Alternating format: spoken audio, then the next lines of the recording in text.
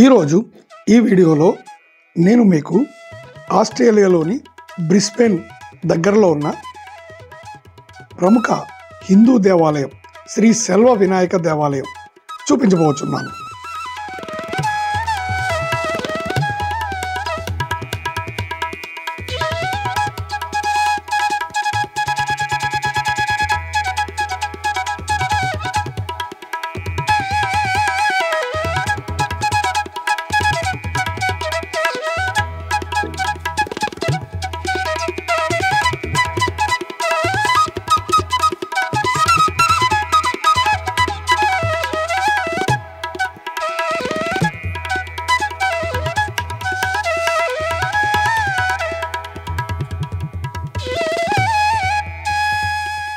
ఆస్ట్రేలియాలోని క్వీన్స్లాండ్లో 1980లో తమిళ హిందూ కుటుంబాలు వలస రావడం ప్రారంభమై తరువాత అనేక హిందూ కుటుంబాలు ఈ ఆస్ట్రేలియాలో క్వీన్స్లాండ్కి ఉద్యోగ వ్యాపార నిమిత్తం అనేక మంది చేరారు. అందువలన ఇక్కడ సామూహిక ప్రార్థనలు, పూజలు, పండుగలు చేయడంతో ఇక్కడ సనాతన ధర్మం వెలసిల్లింది.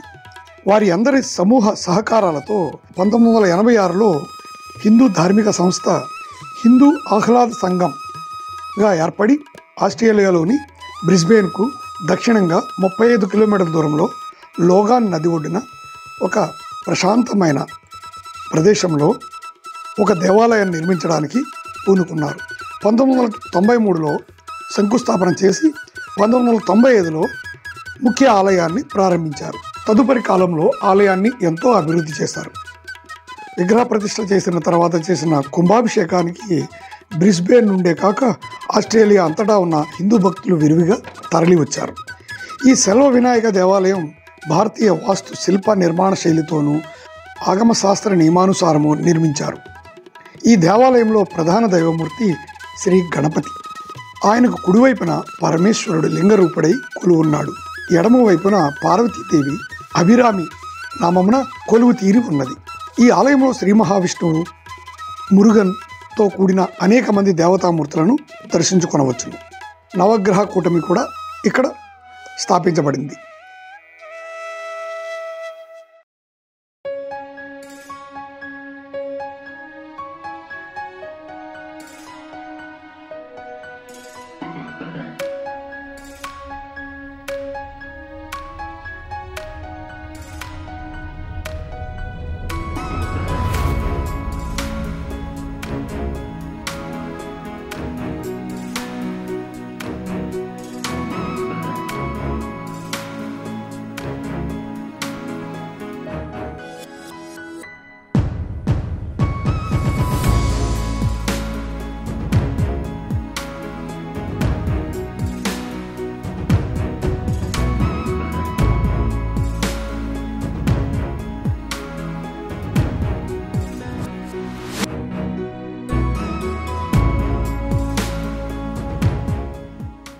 ఈ ఆలయం చుట్టూ ప్రదక్షిణ చేయడానికి చక్కటి పచ్చిక బయళ్ళు, ప్రకృతి శోభాయమానంగా ఎంతో ఆహ్లాదకరంగా ఉంటుంది.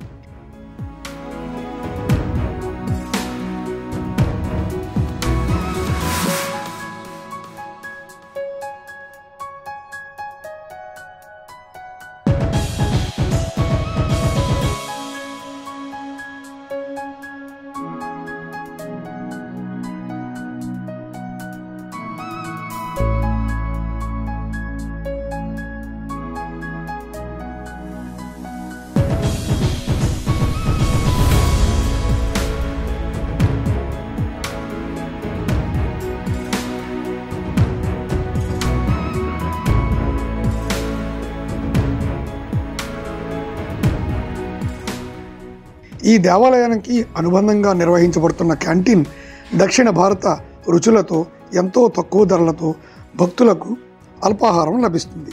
ఈ ఆలయ పరిసరాలలో నర్సరీ, నెమలుల యొక్క నిలయాలు మనం చూడవచ్చు.